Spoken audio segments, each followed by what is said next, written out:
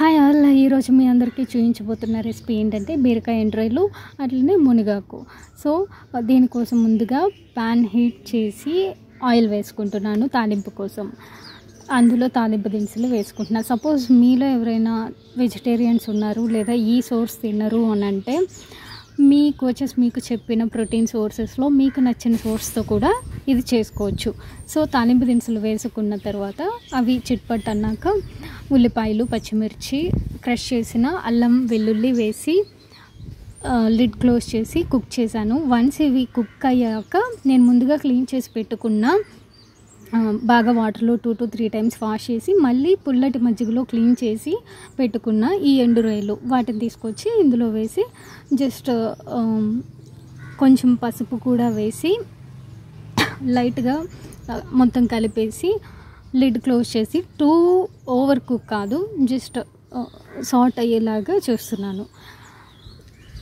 అలా once ready అయ్యే లోపు ఈ లోపుగా నేను కట్ చేసి రెడీగా ఉంచుకుని ఈ బీరకాయ ముక్కలన్నిటినీ కూడా యాడ్ చేశాను. ఫైన్గా చాప్ చేసి పెట్టుకునేవి ఒకసారి మొత్తం కలిపేస్తున్నాను.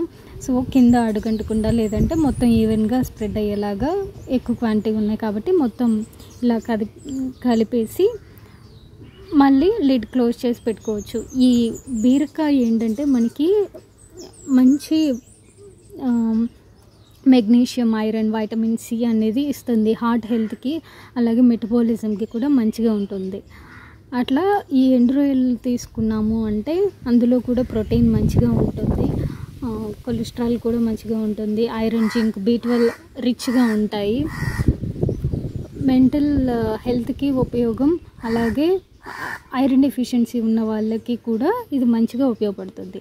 ఇక మునగాకు గురించి అయితే చెప్పనక్కర్లేదు, ప్రకృతి ఇచ్చిన మంచి ఒక ప్రసాదం అన్నమాట.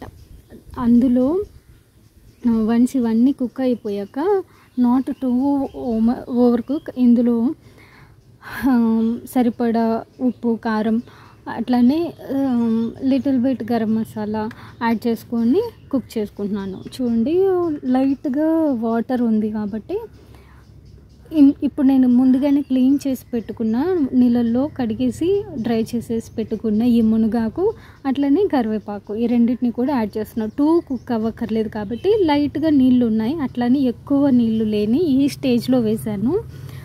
సో ఇదేంటంటే టూ కుక్ అవ్వదు, అట్లా అని పచ్చిగా కూడా ఉండదు, అలాగా సరిపోతుంది అనుకున్నప్పుడు వేసేసి మొత్తం ఒకసారి కలిపేసి పెట్టేసుకున్నాం. ఈ మునగాకులో vitamin A, C, iron, calcium రిచ్గా ఉంటాయి. ఎనీమియా నుంచి బయటపడాలన్నా, బోన్స్ హెల్తీగా ఉండాలన్నా, ఇమ్యూనిటీ పవర్ మనకి ఇంప్రూవ్ అవ్వాలన్నా కూడా ఇది మనకి చాలా బాగా ఉపయోగపడుతుంది. స్కిన్ గ్లో కూడా మంచిగా వస్తుంది. సో ఇప్పుడు లిడ్ క్లోజ్ చేసి కొంచెం సేపు కుక్ అవనిద్దాము. కొంచెం సేపు తర్వాత తీసి చూస్తే ఇలాగుంది.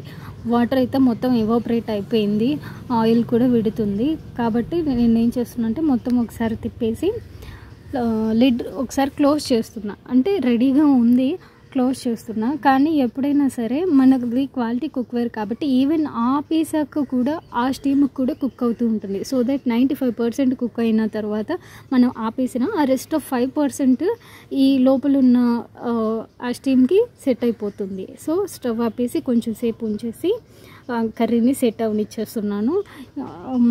ఈలోపు నేను మెయింటెనెన్స్ డైట్లో ఉన్నాను కాబట్టి లో GI రైస్ కుక్ చేసి పెట్టుకున్నాను, దాంతో సర్వ్ చేసుకొని తింటున్నాను. So diet people avoid it.